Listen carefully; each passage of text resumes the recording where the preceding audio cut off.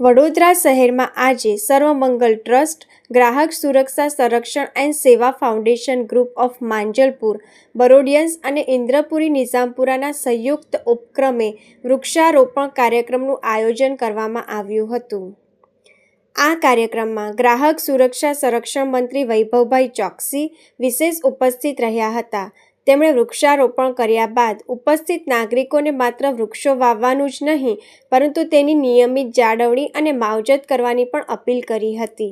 તેમણે જણાવ્યું હતું કે પર્યાવરણના સંરક્ષણ માટે વૃક્ષોનું મહત્ત્વ ખૂબ જ વધારે છે અને દરેક વ્યક્તિએ આ દિશામાં પોતાની જવાબદારી નિભાવવી જોઈએ. આ વૃક્ષારોપણ કાર્યક્રમનું આયોજન મંગલનાથ મહાદેવ પરિવાર દ્વારા મંગલનાથ મહાદેવ મંદિર પરિસરમાં કરવામાં આવ્યું હતું. કાર્યક્રમમાં મોટી સંખ્યામાં સ્થાનિક આગેવાનો, સામાજિક કાર્યકરો અને નાગરિકોએ ઉત્સાહપૂર્વક ભાગ લીધો હતો. આપણે બધા જ આખા વૈશ્વિક સ્તરે જે પ્રમાણે ગ્લોબલ વોર્મિંગનો ઘટનાટ જોઈ રહ્યા છે, જેમાં એના ભાગરૂપે મંગળનાથ મહાદેવના પરિસરમાં સર્વમંગલ ટ્રસ્ટ અને જાયન્ટ્સ ગ્રુપ ઇન્દ્રપુરી, નિઝામપુરા, માંજલપુર અને બરોડિયન્સ આ સંસ્થાના માધ્યમથી વૃક્ષારોપણનું એક આયોજન છે, જેમાં મોટી સંખ્યામાં જે સહયોગીઓ છે જોડાયા છે.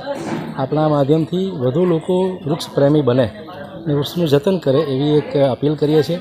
આવનાર સમયમાં આપણે બધા જ જે પ્રમાણે એક ઘટનાટ છે આખા વિશ્વમાં હોટેસ્ટ સિટીમાં 100માંથી 97 જો ભારત વર્ષના હોય તો આપણે એક ચોક્કસ એ દિશામાં આગળ વધવું પડશે અને વૃક્ષનું જતન કરવું પડશે. ઘરે ઘરે જે કિચન ગાર્ડનનો પણ જે અભિગમ છે એને પણ લાવવો પડશે.